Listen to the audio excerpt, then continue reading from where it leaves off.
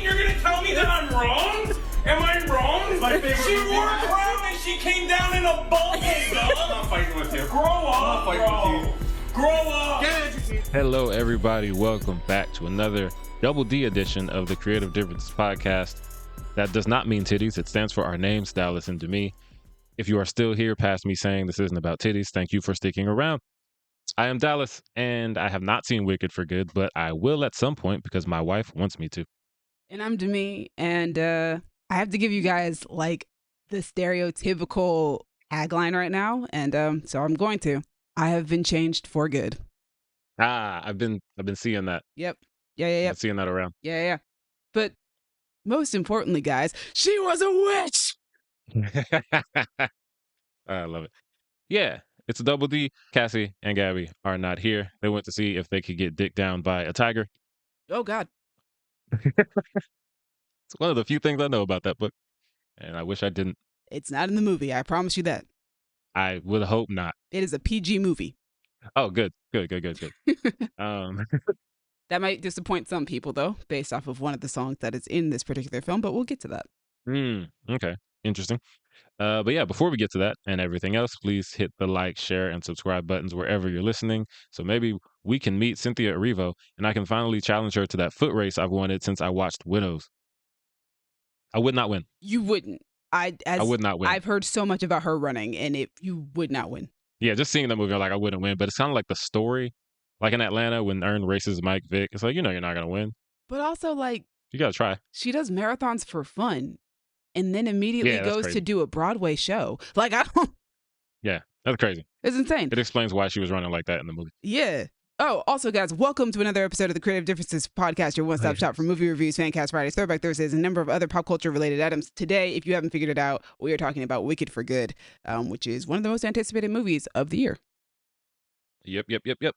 That's our review for today. It is, and I'm the only one reviewing it, so let's get into it, shall we? Wicked for Good is directed by John M. Chu. It was written by Winnie Holzman and Dana Fox with music by Stephen Schwartz. Y'all know Stephen Schwartz, man. That dude did The Prince of Egypt. He did he did Enchanted.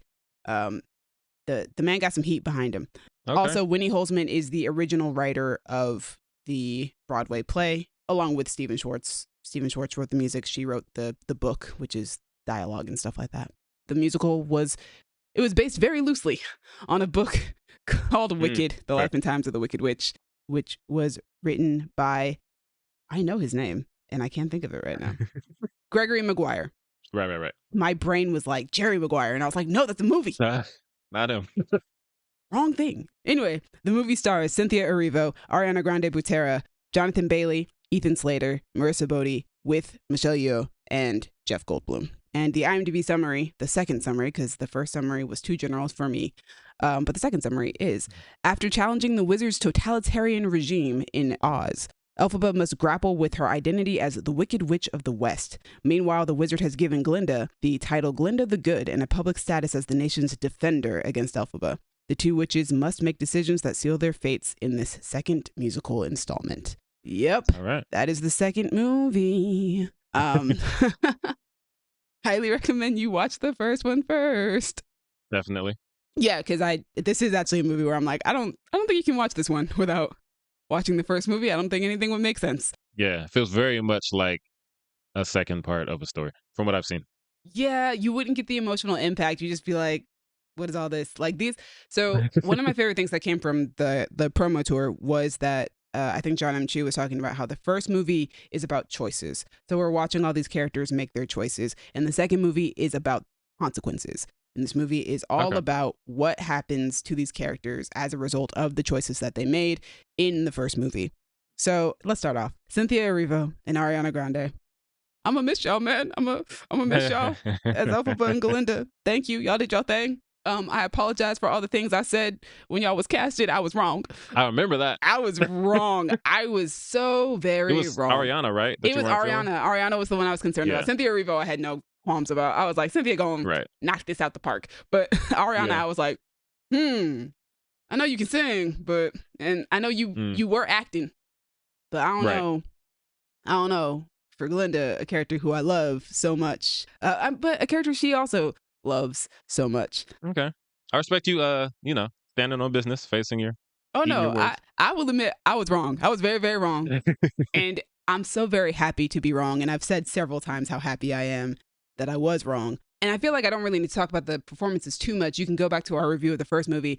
My opinion still stands. Cynthia Erivo and Ariana Grande are just heaven sent for these roles. They do such phenomenal jobs. And it's the same here. I do remember for the first movie though, I talked a lot about how Ariana's performance felt like, and not in a bad way, this was a very good thing in my opinion. Her performance felt very much like an homage. Her performance could have only come from the fact that there are previous Glindas before her, and that she is honoring those Glindas while also merging that into her own interpretation of who Glinda is. And I think this time around, this is fully just her interpretation of the character. Okay, cool. I felt that Cynthia's has always been wholly just Cynthia and just her interpretation of it. And I feel like Ariana came up and stepped up to the plate this time around and did the same thing for this half of the story. So Cynthia wasn't like channeling Idina. Is it Idina Menzel? Yeah, I don't feel like Cynthia was channeling Idina Menzel. I feel like she might have been playing homages in her own way, but it always felt like this is just Cynthia. Whereas there are times where I could watch the first movie with you and I could go, oh, that vocal arrangement sounds very much like Ariana is channeling Kristen Chenoweth. Or, oh, she said this line like Kristen Chenoweth. Like, you can see that Ariana did her due diligence because she loves the show so much that she wanted to give things from the original show that people are attached to and love, that she also was attached to and loves, and that she put those into her performance. Whereas the second half, which is more dramatic and more serious, she was able to be like, this is my interpretation though. Like, let's be clear here. This is my version of the character. And I think she did a great job. I do too. I'm really happy with the way that both actresses have portrayed these characters. I really like the way that Ariana portrayed her arc. Cynthia Erivo is such a freaking badass as Elphaba this time around. I mean, I loved her in the first movie, but like, Elphaba was so cool in this movie. And Elphaba was always been my favorite character. So it's just like, that makes sense. You're so awesome. You're just so cool, my guy. Like, the aura farming is crazy. I'm also really glad that the movie understands that, like, we're here to see them. We're here to see, like, their relationship. Okay. And unfortunately, a lot of part 2 is you kind of do have to separate them because they're at odds. They're enemies. Right. Or, well, propaganda says that they're enemies. But the movie does very much want it. It's like, okay, well, when they're apart, we are still focused on trying to get them back together as soon as possible. Because, that's what we came for. We came for their relationship. Wicked is a love story. Whether you read Glinda and Elphaba's relationship as just platonic, or if you read it as romantic, as I prefer to do.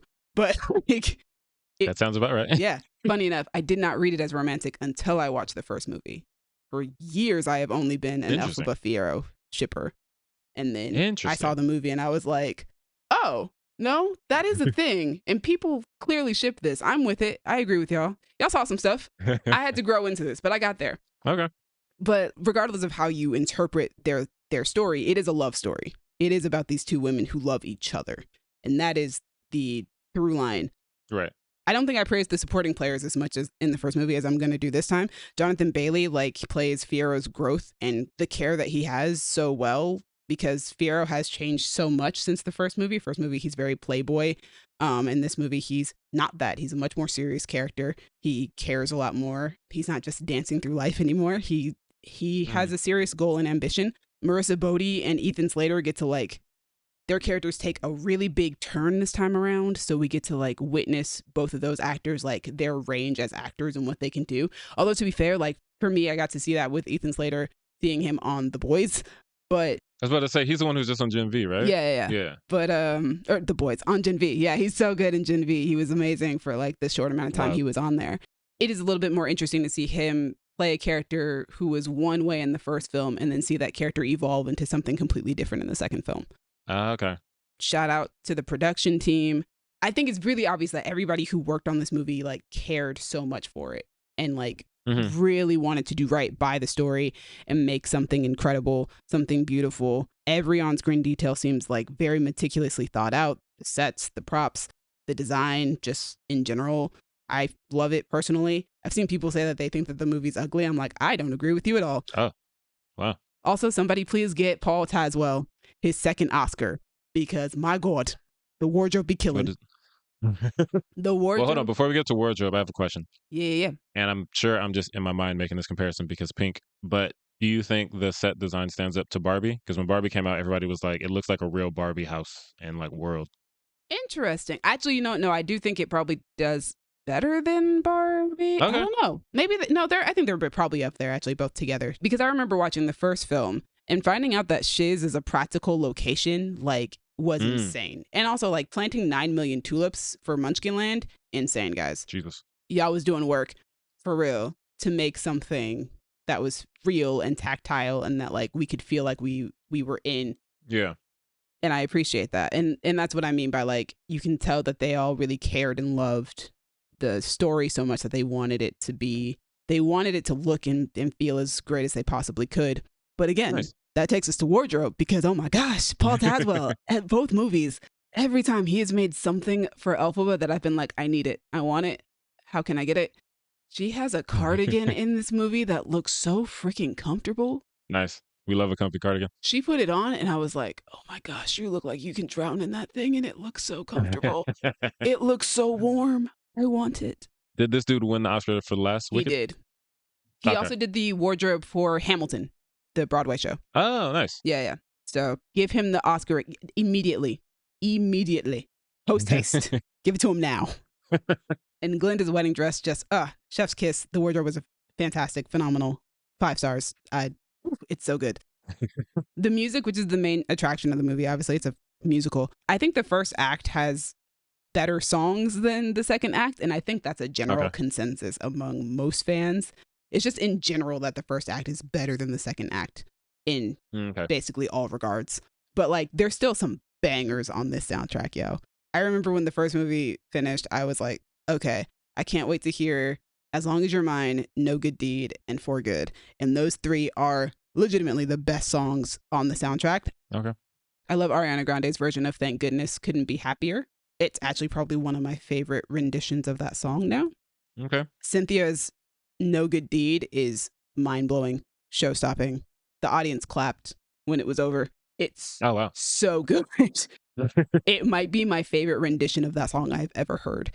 She's so good on that song. And the fact that both of them, everybody is singing live as they're filming is insane. Yeah. But I feel like you can hear it most on No Good Deed. I'm like, no, that's a live vocal for real. She has a vocal crack during one of the lines, which I'm very certain is a purposeful vocal crack that she does. And I'm like, I don't think you can do that on stage. Interesting. Like, I don't think you could get away with it on stage. It's such a good emotional beat for the song. It's so good. No Good Deed is just chef's kiss, phenomenal. Love it so much. It might be my favorite song of all the Wicked songs, period. I used to listen to it a lot in high school. But I don't know. It's hard for me to tell because I also love The Wizard and I obviously love Defying Gravity. And then we have For Good, which is the title song of this movie. And like, yeah, Cynthia and Ariana show us why it is the title song. It's heartbreaking. I cried for sure. Mm-hmm. It's a beautiful. Got them tears at you? The movie got me a few times. I ain't gonna hold you. Okay. Got me a couple times. Song's amazing. One of the sound mixers or something posted up a picture of both of their audio files from recording like part of that song, and they are perfectly aligned. Oh, wow. They're perfectly in sync. And like, you would think that like a computer put it together, but no, they did this live. Wow. And it's just like, I don't know how you can do that. Like, I don't know how you can perfectly sync up your voice to another person's, but I think that also just speaks to like, first off, how phenomenal they are at singing, but also how great their vocal chemistry is for music. Like, it's legitimately perfect. Okay. Which seems impossible. Yeah, that sounds like a wild thing for 2 humans to be able to do. And yet they can. And I they can. And I just want to say, I think that explains so much about their relationship in press tour and stuff like that. No, guys, I think they really are those people. They really are best friends like that. Like, I've been hearing about that a lot. It's great. It's phenomenal. I love them so much for it. Also, I was saying earlier that I cried. There's legitimately a moment in the movie where I sobbed silently in my seat. Ooh. There are not many movies that have made me sob. In fact, off the top of my head, there are only 2 movies that have ever made me sob. One of them is this one. The other one is Black Panther: Wakanda Forever. I was about to say, was it Wakanda Forever? And that was for very specific circumstances. Yeah. I was like, I know it's freaking Wakanda Forever. It's Wakanda Forever. So I was sitting in the theater and like, I put my hand over my mouth. I was sobbing. I was like, oh my gosh, you guys. Man. They got me. They got me so bad. Just one moment. And it's like, I wasn't anticipating that moment. And I saw it and was like, oh my gosh, why would you do this? Yeah, Cynthia Erivo and Ariana Grande, because I know that you guys are the ones who came up with this moment through rehearsals. You guys owe me money for therapy because what the hell? But yeah, me, you, and Jesse have actually talked about like our favorite composers in film. Composers, yeah. John Powell is one of mine, and I think he does a great job adding to like this, like improving an already very beautiful score that came off of Broadway. So obviously it's beautiful. I love so much about this movie. There are some flaws because unfortunately with Act 2 comes some built-in embedded flaws of the story that a lot of Wicked fans will agree exist. Yeah. And it's like, unless you're going to deviate away from the story that was told already, you can't really avoid them. Yeah, so you're going to bring that with you. Yeah. Like if you're going to be extremely loyal to the play, which I think fans want you to do because we love the play as it is, the baggage has to come with. Mm-hmm. The second act of the play is only 45 minutes. This is a 2-hour and 15-minute movie. So obviously they had to like add it pretty hardcore. And to be fair, the first movie is longer than the entirety of the whole play. Oh, wow. So when you consider that, the first act of the show has got to be like an hour and a half, an hour and 40, something like that. Right. So yeah, so like they've bulked up these things so that you could get a better sense of these characters. I think the second act and because of that, the second movie kind of suffers from like, the pacing isn't as good as the first movie. It's a little bit more high. It's like more high paced. I would have preferred something a little slower, some more character moments that are quiet and built into it. This movie is only 2:15, 2:17. First movie is like 2:40. I personally would not have minded having another 2-hour and a half movie if it helped the pacing a little bit. Also, I liked the first one so much. I don't fucking care how long the movie is. Just give it to me. I'm here for it. Right. There is a romantic love story that is not Glinda and Elphaba. Again, depending on how you read it. I read them as extremely romantic, but a lot of people will just read them as platonic. So there is another romance. There is a subplot romance, which is Elphaba and Fiyero. And I think that Elphaba and Fiyero get overshadowed by Galinda and Elphaba. And it's because the movie is about Glinda and Elphaba. Like they are the... Right. It's hard not to be overshadowed by the main love story. Yeah, that makes sense. That's the story. The story is them. And I do feel like once we get to like the Elphaba Fiyero stuff, we kind of veer off of what the plot originally was. And I don't think it interweaves itself as smoothly as I would like it to. Right. But like that's a thing from the play. I love the play. Yeah, so if you're going to be faithful, you kind of have to like, you have that with it. Yeah, it comes with the territory. As long as your mind is their love song, and I love it. I love it so much. Their version of it is so good. I love it so bad. I also really like the scene. Now, the scene is it's supposed to be steamy and romantic and like but it's also a PG movie. Right. You can only do so much. However, I do appreciate their PG rated lingerie that they got Elphaba in. Very nice. Love Interesting. It. With the cardigan over it. Love it. So good.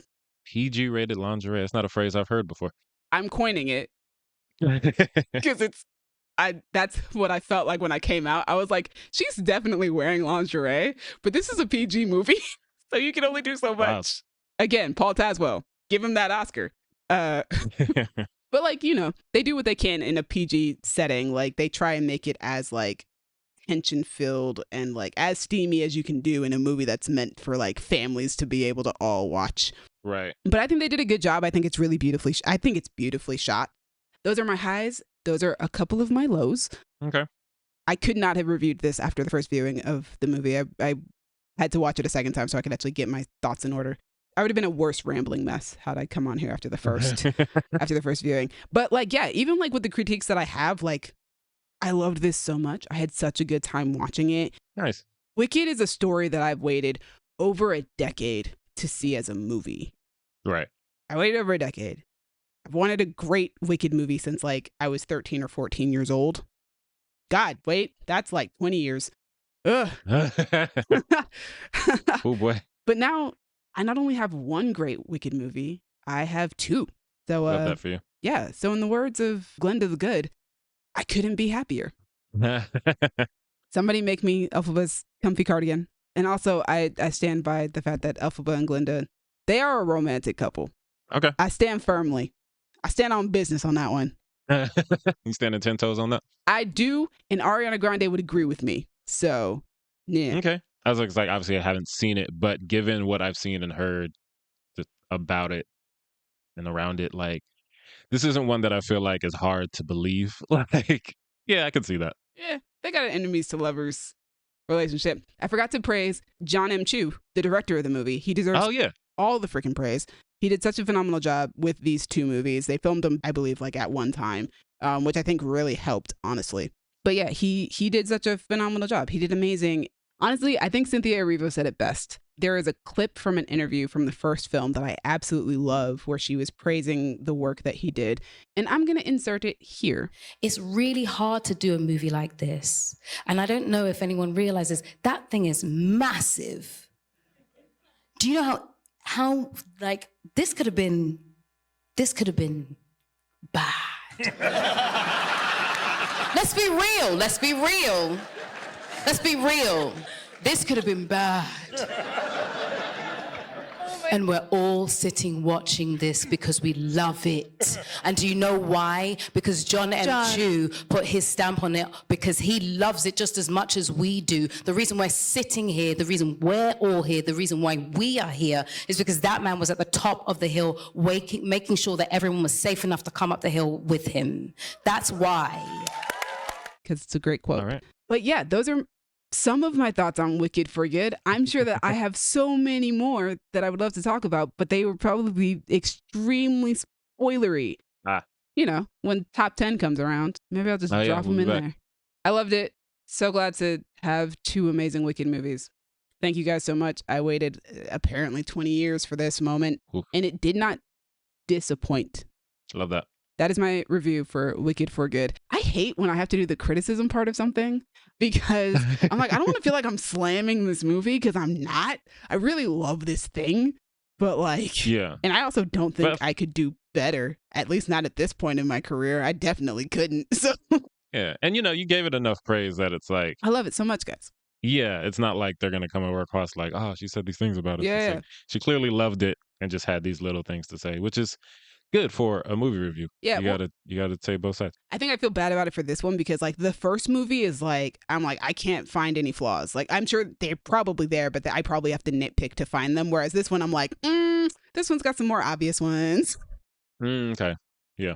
But I had a great time. I loved it. I loved it so bad. I've seen it twice so far. I'm planning to see it again eventually. I told my brother that I would take him to go see it, and because it gives me another excuse to go see it. Love that. I went way over time. What you been watching? I saw that, but I was like, you know, she's vibing, let her rock. You only got one review today. Yeah, we had one review today, so we're bringing back what you're watching, at least for this week. Last night, I went to see a stage play of Paranormal Activity. Oh? Yeah. Fascinating. Very. I saw it at the Amundsen Theater in LA. One of my boys texted in our group chat and was like, y'all trying to see a Paranormal Activity play? And I was like, hell yeah. You're like, sure, bro. Why not? Yeah, 100%. I don't watch a lot of plays, but also I don't know of a lot of horror plays. Like, if I'm going to get into the theater, this is going to be the thing to, like, horror is so fascinating on stage. It's such a different experience. Let me give everybody their props. The cast and creative team, it is by Levi Holloway. I believe he wrote it, directed by Felix Barrett, restaged by Levi Holloway. And then it stars Cher Alvarez, Shannon Cochran, Kate Fry, and Patrick Husinger. We were sitting kind of far back. So in case we were actually looking at understudies and didn't realize it, understudies are Karen Buenis, Caroline Hendricks, and Michael Holding. Sorry if I messed up any names.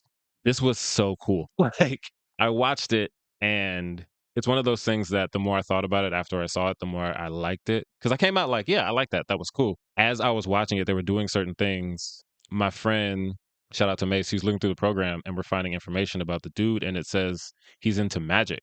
And I was like, oh, that's cool. So now you see me shit. Right. There was somebody listed as, they're credited for illusions. And I was like, what?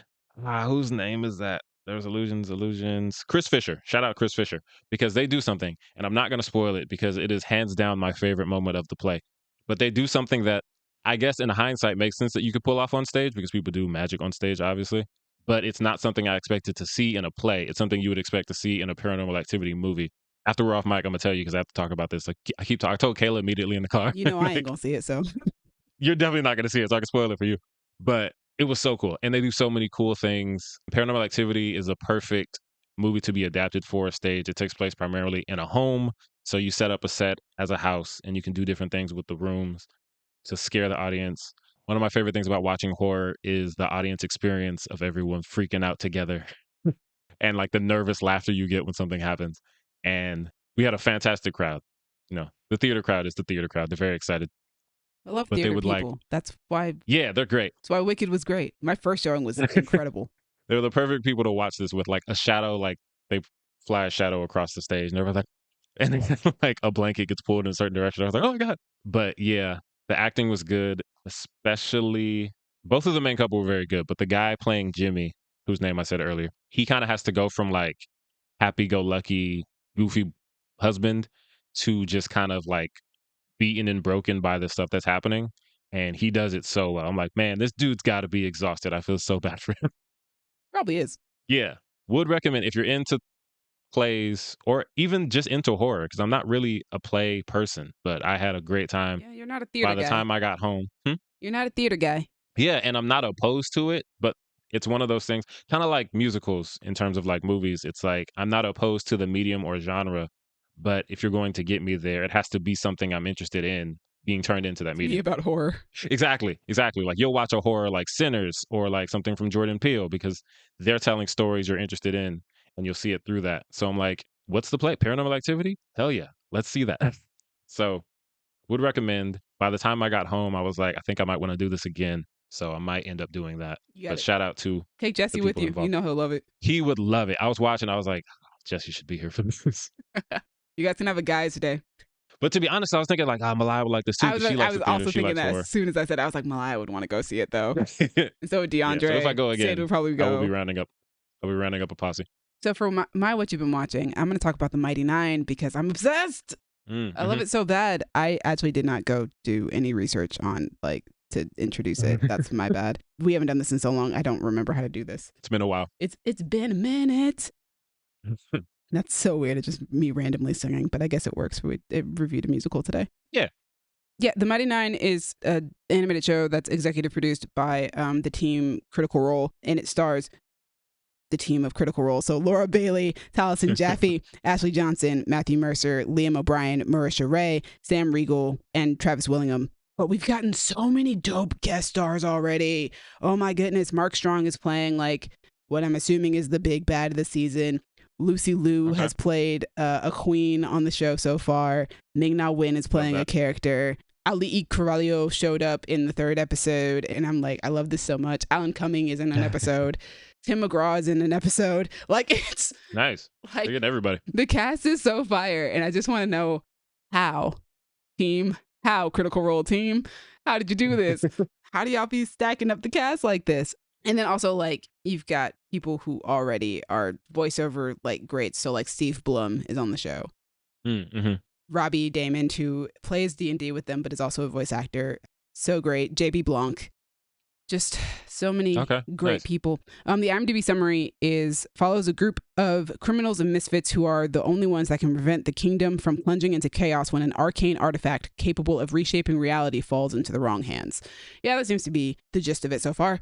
So I'm a huge fan of The Legend of Vox Machina. I've talked about it many times on this show. I have reviewed all seasons, and I believe it's been on my top 10 favorite shows list every year that it's been out. Nice. The Mighty Nein has grasped me so fast. Like I got pulled very fast with The Legend of Vox Machina, but I feel like the Mighty Nein has pulled me even further and even faster. I like the fact that it feels like the shows are made from like the same fabric, but they've been cut in different ways. So they have the same type of humor, they have like the similar types of drama, but Mighty Nein seems to lean more into the drama than the humor. But when it does have that humor, it's that humor that you already enjoy from Vox Machina. Right. I love these characters so far. I've enjoyed the character intro. So I did not mention the fact that Anika Noni Rose is also a guest star on this show. Hey. So they've got 3 Disney princesses guest starring on this one show. In episode 2, there's a moment where like Ming-Na Wen's character is talking, and then we have a scene cut, And immediately after you hear Anika Noni Rose singing, I was like, oh my gosh, this is incredible. This is amazing. The Disney kids are living. This is the best thing ever. But yeah, I've enjoyed like the character intros. The Legend of Vox Machina, when they introduced all their characters, they were already together as a party who had already known each other for a very long time. But for the Mighty Nein, we get to get introduced to them separately first, and then we are going to see them come together as a party to sort out what's going on. The first 3 episodes are already out. The animation is stunning. I forgot Ivana Sakno is also on the show. She is in Megan 2.0 for you because you... Yes, Amelia, the other one. She's the bad she's the other robot. Yeah. And she's also on Ahsoka, which is for me, but she plays a character on the show as well. It's so good. The voice casting is so good. The animation is so good. Their portrayal of magic, the action scenes are really, really good. Like, I highly recommend this if you are a fan of just animated shows. It's very, very well done so far. We're only 3 episodes in. Also, the first episode is up for free on YouTube.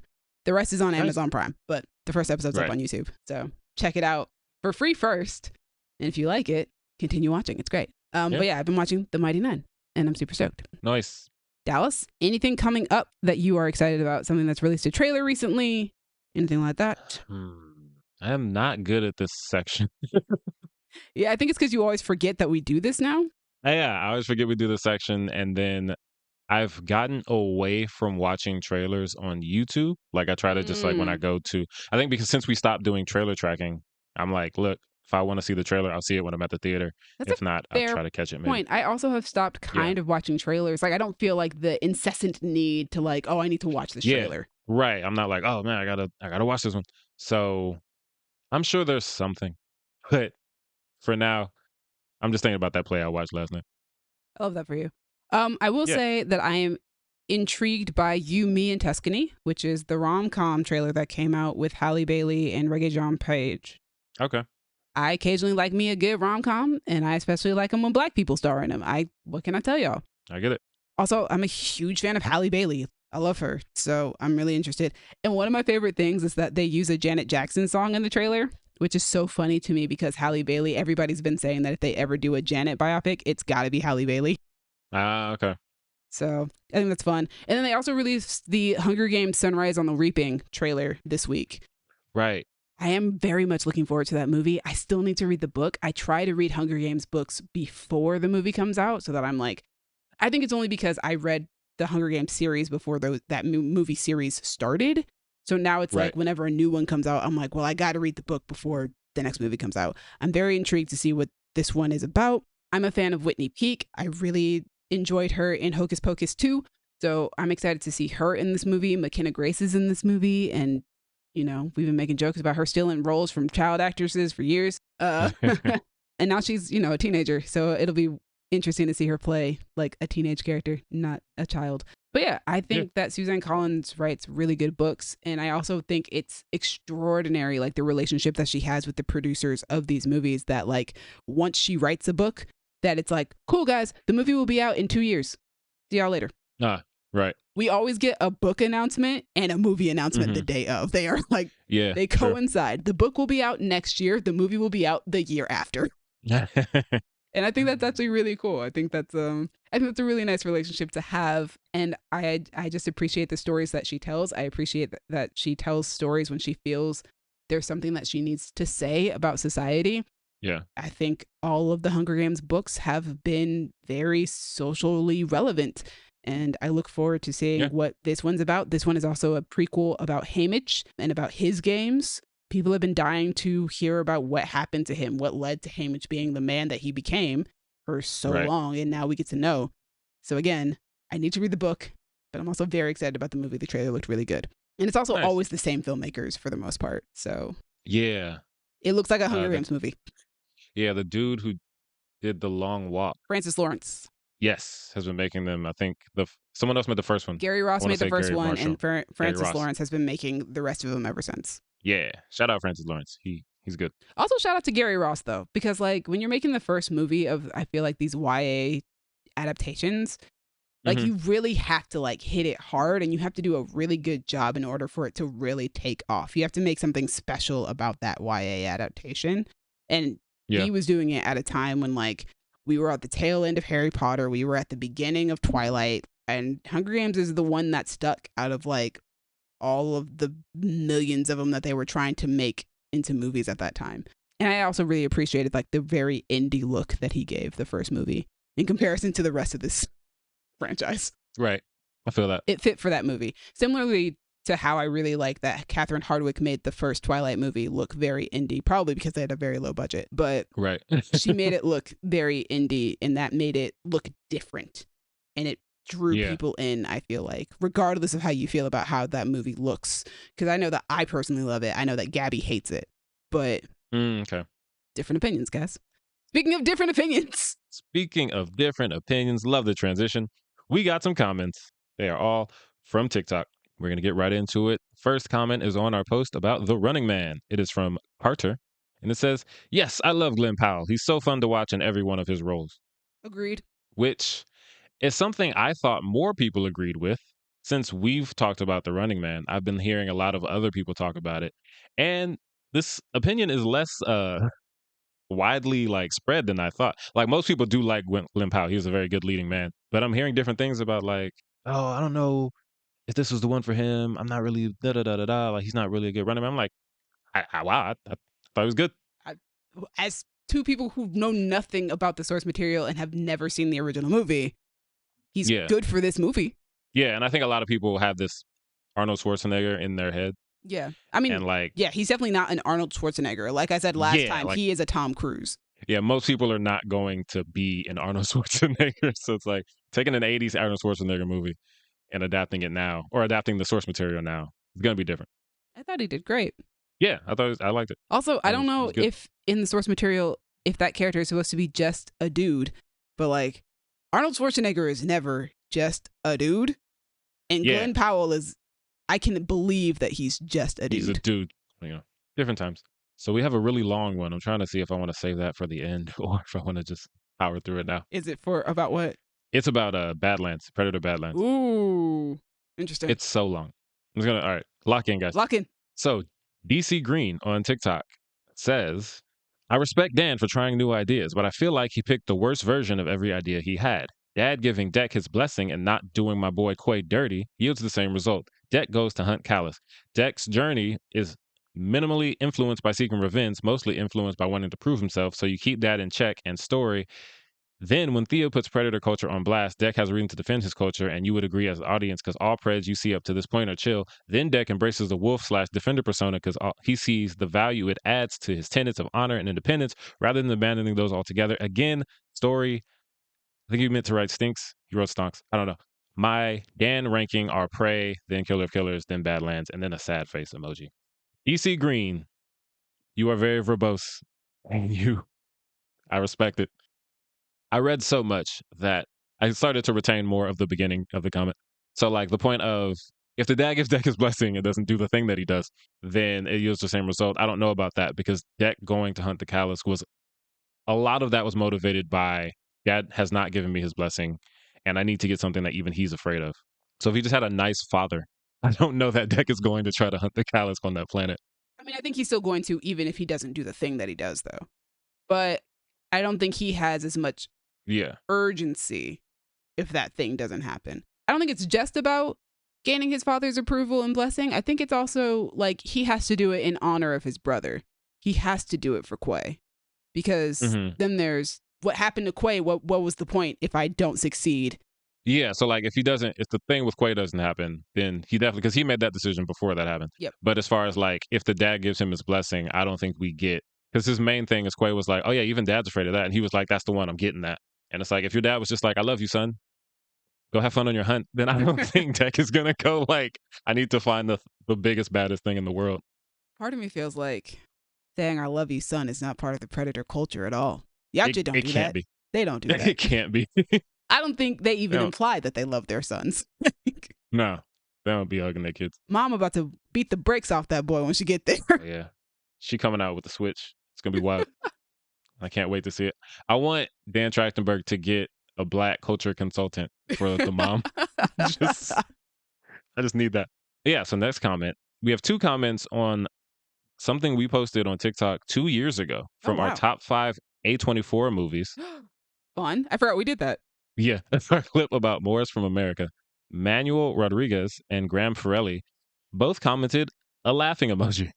2 different ones, which I'm choosing to believe these are not bots. These are just 2 people who commented the same thing at the same time on the same obscure video. And you can't take that away from me. I have no idea. So shout out to those guys. I don't even remember what's in that promo. I'm pretty sure I was talking about how I could relate to being a young black okay. boy and having a white woman ask me if it's true what they say about black dudes and their dicks. Wild. Yeah, it was a wild time. Well, no, yeah. I was gonna say it's happened a couple of times. They weren't both white, but in the context of the movie, yes. Anyway, moving on. Our newest reel on The Witcher, Sarah O'Sweelabed. Sarah O'Sweelaban. Sarah O. Cool. She just wrote nah, which is hilarious to me because it's like, I don't know which part of the reel you disagree with. I don't know if you're objecting to The Witcher. I don't know if you're objecting to Liam Hemsworth in the recast. To me, you said a few things in that reel. You were like, yeah, I'm not gonna hate on Liam. Like, you're doing a different thing. Freya's good. Anya's good. I like. And she was just like, nah. I'm not surprised. It's funny because as soon as you said it was for the Richer wheel, I was like, it's somebody who's hating. Yeah. So just Sarah finds the new season of The Witcher, it seems objectionable on all counts. Cool. But yeah, that's been different opinions. That's a very different opinion. Good job. Yeah, shout out to TikTok. I love that we have a few that are short as possible, a laughing emoji, and nah. And then DC Green was like, nah, I'm gonna write a video essay in this comment section. I appreciate the video essay though. I want to know, like, if we're gonna do this, I want to communicate with y'all. Give us your opinions. Give us your thoughts. Yeah. That's the point of this. Give us all of them. And I love that. Let's talk about these movies and shows. Yes, everything. So yeah, we did it. That's it. Thanks for listening. Thanks for commenting for those people who did that. We love y'all. We appreciate y'all. Thank you, Crown Digital, Brandon and Io. You put us on Spotify. You put us on Apple Podcasts. Give us out there to the people. To me, thank you for editing, putting us on YouTube, repping for the Wicked Winches, which I've decided today is the fandom for Wicked. Fascinating. Yeah, I don't know what I said the last time. Winches was the choice. I guess witches is too easy. It's too easy. It's too on the nose. You know I love my alliteration. So Wicked Winches. We'll workshop it maybe. As always, you can reach us in the comments or hit us on Instagram and Tumblr at Creative Differences Podcast, Facebook.com/Creative Differences PC, or TikTok at Creative Differences Pod. If you want to talk to me about the Paranormal Activity stage play I saw, find me on Instagram or Letterboxd at a king named Simba. If you want to argue with me about whether Galinda and Elphaba is a romantic relationship, don't go talk to Ariana Grande about that. She'll talk to you about it because she's on my side. You can deal with her. Yeah, get in her DMs. Yeah, talk to her about that. I know she's on my side. I think Cynthia Erivo's on my side too. I saw the movie. I saw the acting choices. Anyway, you guys can find a more articulate version of my Wicked for Good review on Letterboxd at Demi Joie. Joie is spelled Joie. Yeah. Thank you guys for joining us. Tune in next time. Yeah. I don't know what we're doing. We are trying to go see the new Knives Out movie in theaters. Oh, yeah. Yeah. We have not worked out how that's going to work, but I did come up with a new idea that I'm going to actually text you or tell you about after we get off mic. Okay. Cool. Also, if you want to find Cassie, she's on Blue Sky at Eating Elphaba. And if you want to find Gabby, she's on Blue Sky at Gobbling Galinda. Ah, yes! Which I just appreciate the alliterative opportunities I've gotten from this movie. And again, I will continue to say that I am a lesbian Galinda truther. I said it last time. Yes. I'm going to say it again. Elphaba is definitely bisexual. And you know what? So is Fiero. In fact, you guys can find out all these characters' different sexualities on Marissa Bodie's TikTok. Marissa Bodie, a.k.a. the woman who plays Nessa Rose. Go ahead and go do that. Got it. All right. You guys got some homework. It's been different. Bye. Bye. All right, Demi. If you could take any movie and turn it into a stage play, what would it be? Oh, no. I have to be honest. I don't really like that trend that they've been doing lately. They've been doing it with so many. It's crazy. I looked at a list and I was like, I didn't know that was a thing. It's become a trend. There's like Back to the Future. Mm-hmm. Hunger Games has one. Yeah, we're doing it with TV shows now. Stranger Things. Stranger Things has one. We did it with Percy Jackson. I was reading about another one this morning. I don't know if I had to, though. You said a movie? Yeah. Maybe Labyrinth? I think that would be interesting. Oh, interesting. Or bring back The Hunchback of Notre Dame, the way that they were doing it. Okay. I can see that. And bring back Sierra Renee as Esmeralda, because a need, not a want. Love that for you. I am now just in my horror movie play bag, so Insane. obvious choice for a musical would be Sinners, because Ooh. I need those songs again. That would actually really work too, because it mostly takes place Yeah. in one location. I was trying to think of things that takes place mostly in the location. It's like it's mostly in the juke joint. So yeah, if I could see a live performance of Rocky Road to Dublin and all these other songs, and see how they would do that like surreal montage Magic What We Do scene on the stage, that would look fire. And then if we're not going musical, my other choice would be Insidious, just because it is pretty much a haunted house story. And seeing how much I like the Paranormal Activity one, I'm like, fire. Give me the Darth Maul demon from Insidious on the stage. What's funny is I feel like my Labyrinth one could be either a musical or it could just be a non-musical. Yeah. There's enough songs that you can make a musical out of it, but there's also like not enough songs that you could also remove them. I would prefer the musical version though. Fair. That makes sense.